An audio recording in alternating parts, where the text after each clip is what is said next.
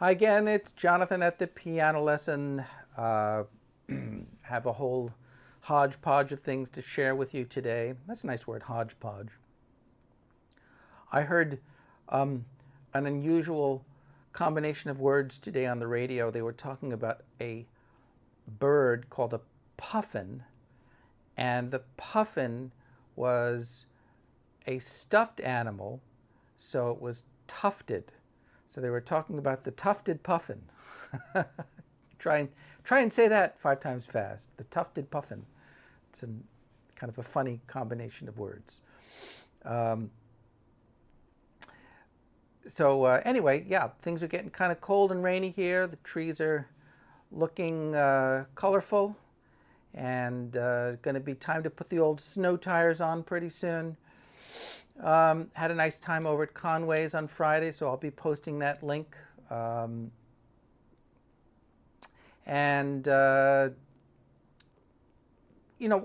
wanted to just touch on an article that I had seen recently. I think it was in the Atlantic. Yeah, I'm pretty sure it was in the Atlantic. It was about Taylor Swift and the fact that her most recent album has outsold every single record on the face of the earth. And when I say record, it's an actual record, which I kind of made my head spin, but apparently she was selling actual vinyl records, but various iterations of that record, color styles and artwork and so on and so forth. Probably very few people actually played the record. I mean, I can't imagine that. I don't remember precisely how many she sold. Was it 3.8 million or something like that? I don't know. For like $30 a throw. And I can't imagine all those people have record players. And the writer was talking about how it was really more about selling memorabilia than anything else. And it was being sold in ways that you used to see people sell late night kitchen knives or exercise equipment with these timers, these countdown timers that are counting down the minutes before the sale will be over. Anyway, I just thought that was fascinating how someone could achieve that by selling a product that probably no one will ever actually use. Although I think they also are selling it obviously in digital format and streaming format as well. So maybe those were kind of bundled together. But I just thought that was a real testament to salesmanship. And made me think about an interview with, was it Artie Shaw? Yeah, it was Artie Shaw, the great jazz clarinetist, who at the height of his career, he was kind of like at that level. You know, he was sort of like a Taylor Swift person in that he had tremendous money and power. But he was talking about how his band was playing at a hotel and no one was coming into the hotel, and the hotel manager was angry at him that there was no one in the hotel. And Artie Shaw thought that, well, all he had to do was just play good music. That was his job, just to play good music. And the hotel manager was like, no. He says, I don't care what you do. He says, I don't care if you have to come out in the middle of the street and take a crap, but I want people in my hotel. And it kind of dawned on Artie Shaw in the moment, so it's not about art. oh, okay. And I think that's why he got out of the field and went into something else. He went into writing. He would like to write. And he got tired of playing the same music every night. So I don't know. I just thought that was an interesting observation, considering as I get older and older, I feel more and more disconnected from music. Not myself personally, but just I'm not sure I don't even want to say on a commercial level because I've never been commercial. I don't think I've ever made enough money to be commercial. But I notice that, when I go out, when I play at our local jazz club, and, most of the audience, although it's a small audience, but most of the audience are, I'm sure, over 60 or even 70. So, like, I'm rambling a bit, forgive me, but just the idea, when I go to teach music, I'm teaching music, and I'm kind of wondering, what does that even mean anymore? Like, what does it mean to teach music? When you teach music, you're teaching something that's totally abstract and only has value in the sense that people value it. I mean, if they don't value it, then it has no value. And why do they value it? Well, that's kind of anyone's guess. Do they value it because they just happen to be born in a certain period of time? Or do they value it just abstractly because it has intrinsic value? Or do they value it because they've been educated as to its value and it becomes important to them? I mean, what gives music its value? Because it's very hard to learn music. I mean, I have all kinds of things that I could teach you and I could share with you that have taken me a lifetime to learn. But if it has no value to the person I'm sharing it with, then it's kind of a losing battle. I guess that's why it's good to have kids, to teach kids, because kids, I suppose, will go along with what you're teaching them to a certain extent, and you hope that something kind of sticks. I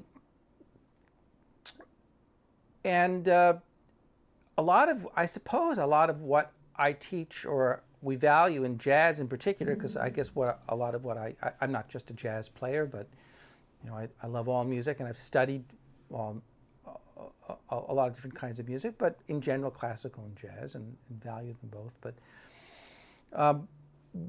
what we consider to be jazz at the sort of the central aspect of jazz, think of someone like Charlie Parker, or maybe Dizzy Gillespie, but the bebop era, which is kind of a double-edged sword because it was very groundbreaking and innovative, but I kind of suspect that it was also its own worst enemy, and it ended up maybe alienating a lot of people from music. I mean, I personally find that when I go out to play music, although I like bebop and I like a lot of those tunes, I am not as attracted to it all. I mean, I'm more of probably of the Monty Alexander school, where I like taking a broader range of tunes and folk music and popular music, and I'm kind of looking to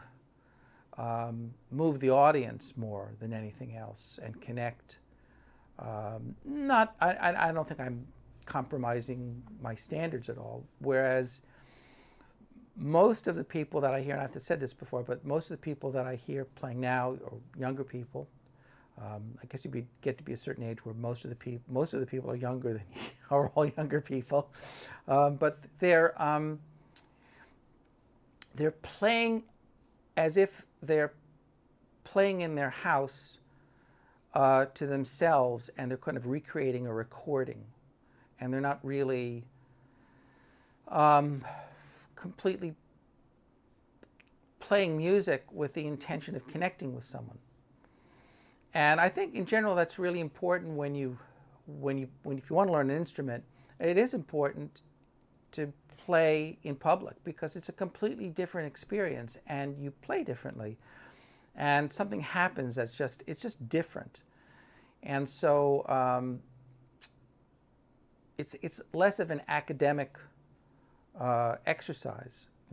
It's kind of a real. It's like shooting baskets in your driveway and playing a real basketball game. It's like totally different. So if you have any thoughts about that, that's a bit of my rambling. Francesco had a comment about, I think I made a comment about tuning, and I used the word temperament and I used the word stretch tuning, perhaps. So my understanding and kind of definition of temperament is kind of, and I'm not a tuner, but temperament is kind of a theoretical construct, and the stretch tuning is more a practical application of that theoretical construct.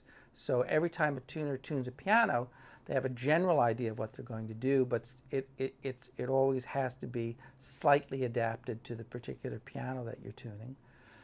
And when we're talking about stretch tuning, what we're talking about is the idea that when you're tuning a piano, you're not tuning simply to a mathematical or arithmetic formula, completely abstractly, but you're doing it in the real world. So practically speaking, when human beings hear music and hear musical notes, the higher up you go, the piano is tuned a bit sharp, a bit higher, so that it sounds in tune. If you tuned it precisely in tune, meaning that there were no beats between the octaves, it would sound flat. And conversely, if you did that in the bass would sound sharp. And that is true. I've experienced that in real life when you actually listen, and you're playing music. So it is an art in a sense, and that's my understanding of it. And, if you have any comments about that, that would be very interesting. And of course, there were different systems of temperament along the way historically, which I really have no practical experience with. I know that there are electronic instruments that can approximate those tuning standards, or not just tuning, that's a separate issue, not just a tuning standard, because the idea of what an A is has changed over time. It has risen. Used to be a 435, I think, and then crept up and until it became a 440, and now it's, in some instances, it's even higher than that. It's a 442, let's say, depending on the orchestra. So, but it is an important aspect to people, and that's why we have instruments that can adapt to different tunings. It can that, especially instruments like violins that don't even have frets. I know that Barry Harris thought that the guitar, I think, was the perfect instrument, or the ideal instrument, which is kind of odd, given that he's a piano player, was a piano player. But the fact is that you can never actually really tune a guitar. They always kind of sound out of tune. And I guess pianos may also, I've spoken to some great pianists who prefer, classical pianists who prefer to play pianos that are actually out of tune. There's a certain flexibility that they have. And again, that was the difference in, I guess, in philosophy of instruments that are produced in Asia, like Yamaha pianos, versus, say, Steinways or Mason Hamlins, or even Bechsteins, let's say, or in that the Yamahas, which I like very much and sound very good, are made more for the piano tuner, for the benefit of the tuner to tune the piano. The American pianos are more problematic, but can be more rewarding to play, and it's a bit of a battle, perhaps, to reconcile all of the anomalies and artifacts that come off those instruments. So, but it's sort of the difference between like a digital photo and an oil painting, let's say. So I think both can exist in the same room, and we don't have to have one or the other, but it is a different way of doing things. And I think there are advantages and disadvantages to both. I am more personally drawn to the loosey-goosey ambiguity of the American instruments, the rounder tone, softer hammers that are built up, as opposed to the Asian pianos or even the European sound, which is kind of more bell-like and a little bit more digital sounding, like the Bosendorfer. Yes, I didn't say it with the umlaut. So that's Jonathan's ramblings for the moment, and let's talk about some other things. Let's talk about things that really are not pianistic. And bebop is not pianistic. It may lay well on saxophone, but it doesn't lay very well on a piano. It's very unpianistic, and it can be kind of gnarly to play. So how do you negotiate these melodies? Well, I'm just going to noodle around with one, and I'm going to share some ideas with you. So here's a Charlie Parker tune. Here's a little melody called Au Prévave, and it starts out like this. And then the next part is, now there you have these half steps, these parallel half steps, and then this surrounding tone, and then this. Now that's a crazy melody. How do you practice those? Well,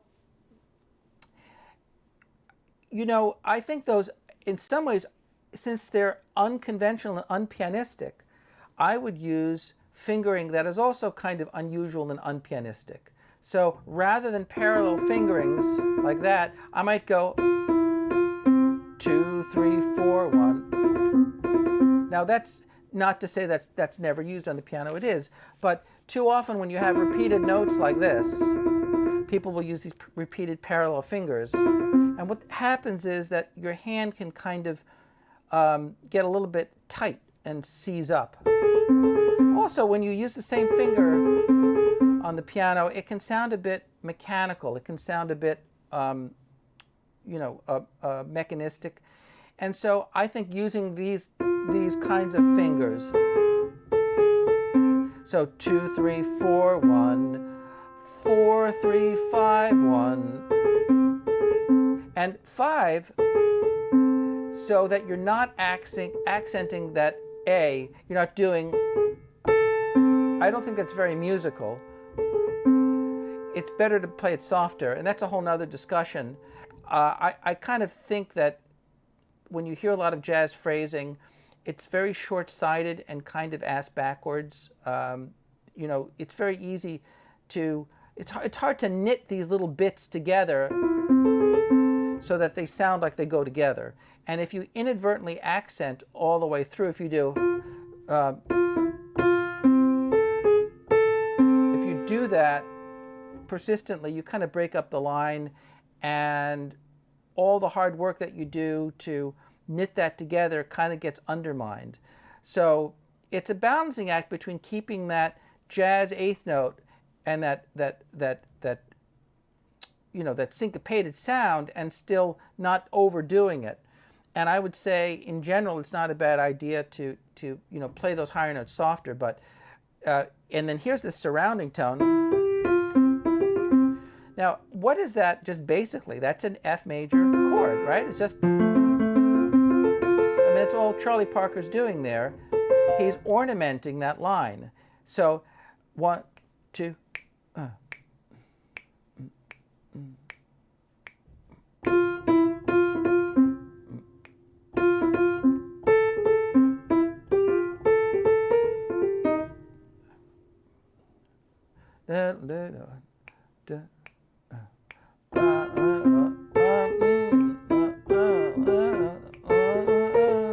It starts on count 1.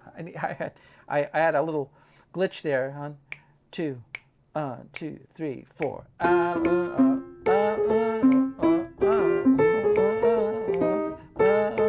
But I wanted to play this. It almost sounds like a hemiola in a sense. 1, 2, 3.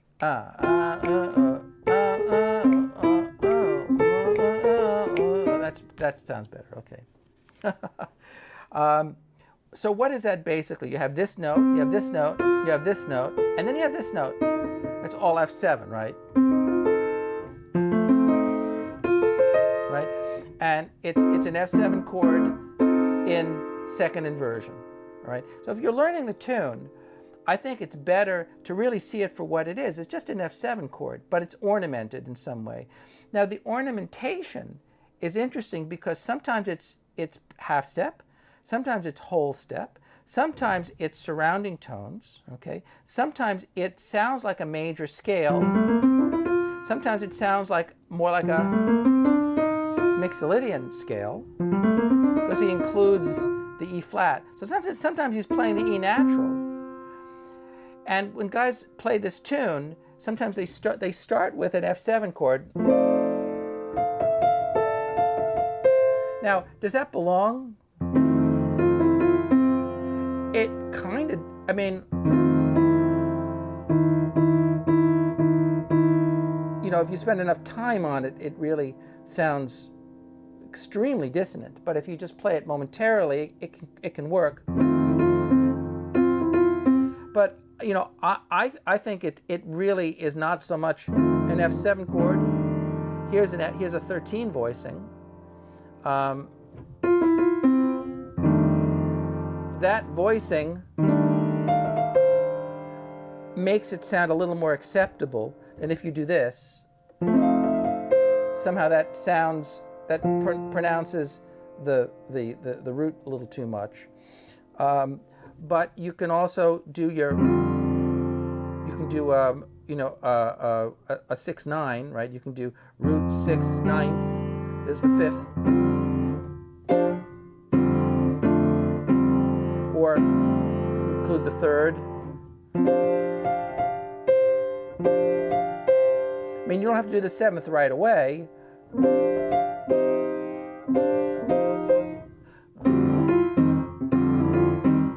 How about that? So you could start with the 6th, if you're a piano player and you're comping, rather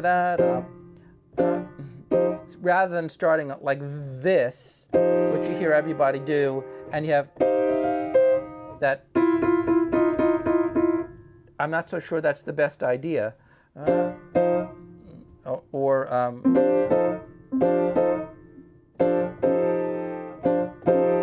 So just a nuance there. Another half step. Is that part of the melody, that C? I don't know. It sounds very much like Bach, doesn't it? It sounds like, it almost sounds like a secondary voice. Like if I was going to write this for a big band, I don't know if I would write this entire line for one instrument necessarily. I might, or if I did, I might just get a second instrument like a trombone and to play that. Doesn't that sound like it makes more sense that way? You know,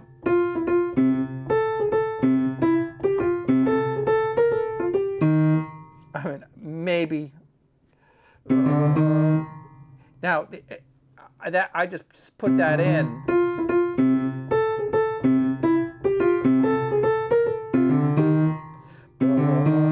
Doesn't that sound better? You can be a little more imaginative with the melody, and maybe play it with another hand.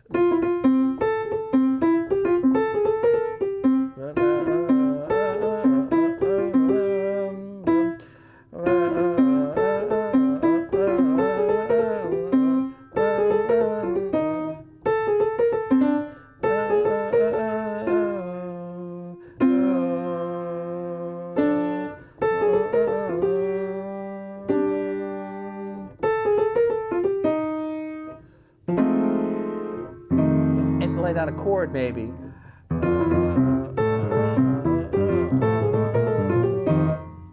I don't know, but if you're going to make that into an exercise, let's say, or dominant 7 chord, breaking it down, you could take any dominant 7 chord, start on the root, 3rd, and then surrounding tone, is a C7. What are we going to do here? A G chord.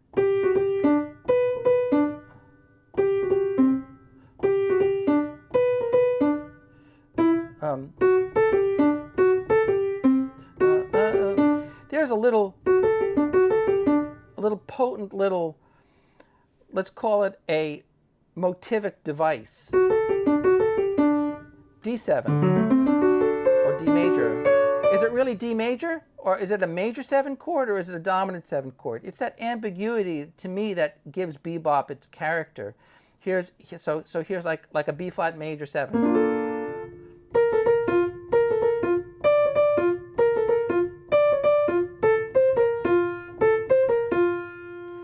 That's kind of a cool idea. You could write your own song that way.